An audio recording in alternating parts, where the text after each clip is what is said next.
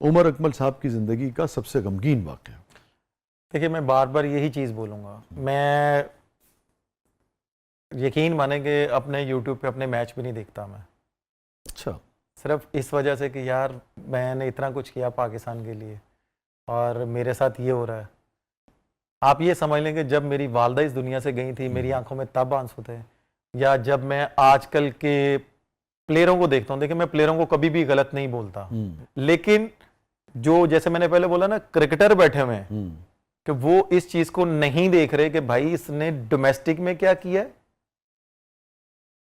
इसने first class में कैसा परफॉर्म किया है, तो उसकी बेस में हम लोग लेके आ रहे हैं। आज आप मुझे ये बता दें कि पीएसएल में जो 2 छक्के मारता है, जो 140 पे 1 बॉल करता है, उसको ग्रीन कैप दे दी जाती है। भाई, पाकिस्तान की ग्रीन कैप की वैल्यू तो इतनी रखो कि आने वाले प्लेयरों के लिए उनको ये पता हो गया यार हमने ये परफॉर्म करके फिर हमें ये ग्रीन कैप मिलनी है। आजकल आप जिसको मर्जी उठा के देख लें, उसका टारगेट क्या है? पीएसएल खिला दो। पैसे मिलते हैं वहां से? पैसे भी नहीं, 2 छक्के मारेंगे ग्रीन कैप मिल जाएगी। और तो आपकी जिंदगी का सबसे गमगीन लम्हा क्या हुआ? इन लोगों का खेलना? नहीं। हाँ। गमगीन लम्हा यही हुआ ना कि जब मुझे नहीं खिलाते, हाँ। तब मुझे अफसोस होता कि यार ये आजकल की जो टीम हमारी खेल रही है, आज शायद मैं अभी भी ऑन कैमरा कहता हूं, मैंने बहुत देर पहले बोला था कि एक टाइम आएगा कि बांग्लादेश की टीम हमसे आगे जाएगी, अफगानिस्तान की टीम हमसे आगे जाएगी। आज बांग्लादेश की टीम और अफगानिस्तान टीम हमारे से ऊपर है, हमें हराती है वो मैच। और जब हम लोग खेलते थे ना, हम लोग कहते थे कि यार पकड़ लेंगे। जिंदगी उमर अकमल के नजदीक क्या है? आप ये कह लें, जैसे मैंने पहले बोला ना कि आपका लाइफ पार्टनर अच्छा होना, तो आप दुनिया में सारी चीजें अवेल कर लेते हैं। ठीक है। कि जब मेरे पे ये टाइम आया था ना, तो आप ये समझ लें कि मेरी वाइफ ने मेरा बहुत ज्यादा साथ दिया, उसने मुझे गिरने नहीं दिया। Very good. कि मैं जितना शुक्र अदा करूं अल्लाह ताला का कि अल्लाह ताला ने मुझे ऐसी वाइफ दी है कि मुश्किल टाइम पे वो मेरे साथ खड़ी होती है। और उसके बाद मेरी वाइफ ने मुझे ये चीज़ बोली कि उमर, टेंशन लेना छोड़ दो, ज़िंदगी एक दफ़ा मिलती है, आपके पास आपके बच्चे हैं माशाल्लाह, मैं हूँ, आपने अपनी ज़िंदगी इंजॉय करनी है। अब तो आप बहुत ज़्यादा टेंशन लेते थे? सारी सी बात है कि एक बंदा 7वें आसमान पे चल रहा हो और ठा करके बेसमेंट में गिर जाए, कि उसने कभी ये चीज़ देखी ना हो, तो वो क्या करेगा? तो आपकी बेगम ने बहुत आपका साथ दिया। तो आपका ज़िंदगी का सबक ये है कि लाइफ पार्टनर अगर खूबसूरत हो और साथ देने वाला हो तो हर मुश्किल से इंसान निकल आता है। हम सफ़र आपके साथ अच्छा होगा ना, तो अल्हम्दुलिल्लाह फिर आपको कोई परेशानी नहीं होगी। क्योंकि ये जितनी देर तक आप जिंदा हैं, टेंशनें तो आती रहनी है, चाहे फैमिली से आए, बाहर से आए, हर जगह से आए। जब आप इस दुनिया से पर्दा कर देंगे, फिर किस चीज़ की टेंशन? तो इसलिए मेरी वाइफ ने बोला था कि उमर अपनी लाइफ जियो। आप ये अभी आपकी एज ही क्या है जो आपके वाइट बाल आना शुरू हो गए, आप क्यों इतना सोच रहे हो? अगर मैं ये कहूँ कि इस सारे क्राइसिस ने और कुछ किया या नहीं किया, मगर आपका और आपकी अहलिया का रिश्ता मजबूत किया ज़्यादा। मैं कह रहा हूँ कि इस चीज़ में मेरे सामने वो लोग आए हैं कि मैं आपको एक्सप्लेन नहीं कर सकता। कि वो कहते हैं ना कि अच्छे टाइम पे तो हर कोई साथ होता है, दोस्तों का, अजीजों का तभी पता चलता है जब हल्का सा टफ टाइम आए कौन साथ होता है। तो मुझे इन चीज़ों ने बड़ा कुछ सिखा दिया। तो बेगम से मोहब्बत में इजाफा हुआ? बहुत शुरू से इजाफा था, लेकिन चीज़ें बहुत ज़्यादा इंप्रूव हुई। और ये जो आपके बारे में इधर उधर की खबरें आ जाती हैं, वो कौन सी? ऐसी लोग नहीं, आप बताएं कौन सी? उमर बड़ी सीरियस बातें होगी, अब आप बताएं कौन सी? लोग कहते हैं उमर बड़ा रंगीन मिजाज है। कौन नहीं होता? अब मेरा शौक है म्यूजिक सुनना। ठीक है, नहीं म्यूजिक सुनना नहीं, ऐसी रंगीन मिजाजी जिसपे वाइफ जो है वो खफा हो, ये कहते हैं लोग। अल्हम्दुलिल्लाह ऐसा नहीं है, अल्हम्दुलिल्लाह। वो गलत है, वो गलत है। मेरी वाइफ, मैं आपको जैसे मैंने स्टार्टिंग में बताया ना, आपके इल्म में है ये बातें।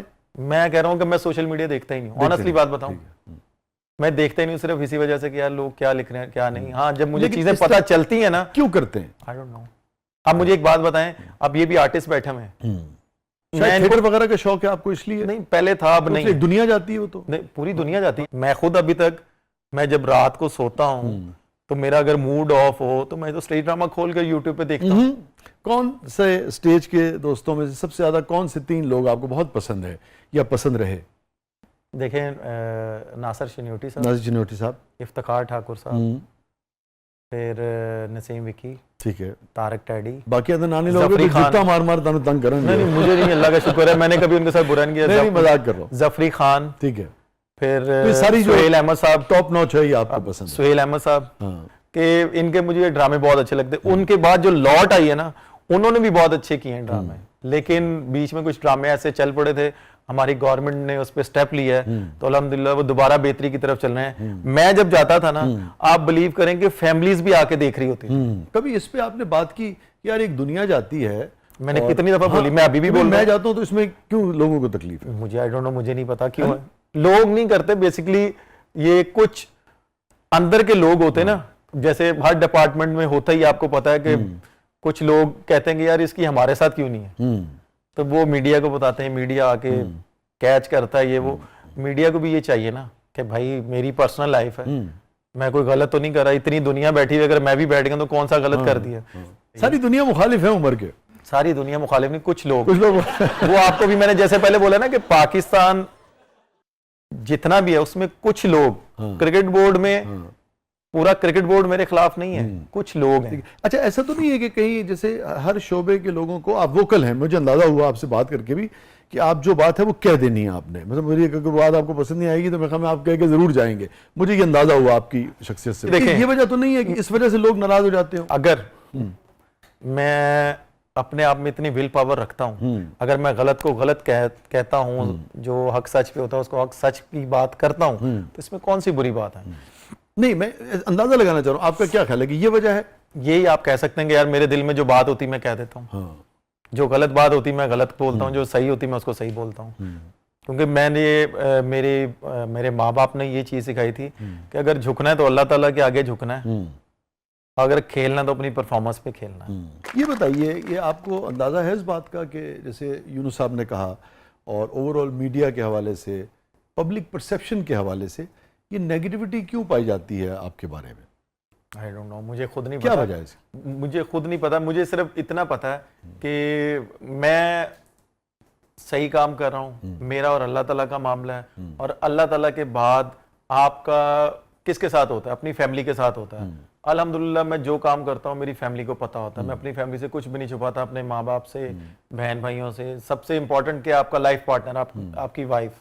तो अगर मैं उसको सारी चीजें बता के हर काम करता हूँ तो मैं क्या लोगों को कह सकता हूँ? बस मैं इतना ही कहता हूँ अपने काफी इंटरव्यूज में कि यार प्लीज इस तरह की चीजें मत लिखा करो, मेरे घर में भी फैमिली है, मेरी बेटी है, बड़ी हो गई है माशाल्लाह, वो इस तरह की चीजें अगर वो देखती है, आजकल सोशल मीडिया का दौर है, तो एक अच्छा इमेज नहीं पड़ता। आपके घर में भी फैमिली है तो ये चीज अच्छी नहीं है।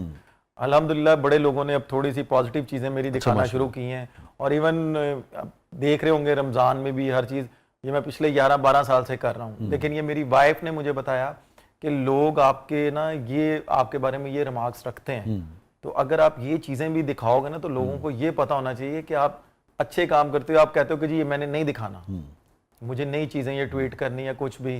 अभी आप जैसे आपने मेरे बेटे की पिक्चर दिखाई, अगर मैं पाकिस्तान में हूँ, लाहौर में हूँ, तो अल्हम्दुलिल्लाह मैं अपने दोनों बेटों को अपने साथ नमाज पढ़ाने के लिए लेके जाता हूँ।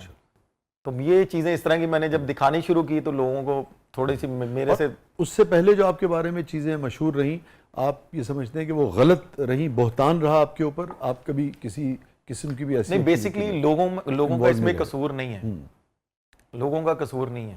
मैं ऑनेस्ट होकर ओपिनियन दे रहा हूँ आपको। वो बीच में टीम में कुछ ऐसे लोग होते थे ना, वो एक नेगेटिव चीज किसी को बताते थे, मीडिया पर्सन को। सारी सी बात है, मीडिया को एक चीज चाहिए, तो मीडिया जब वो चीज हाईलाइट करता था तो वो ऑटोमेटिकली एक हवा बन जाती थी।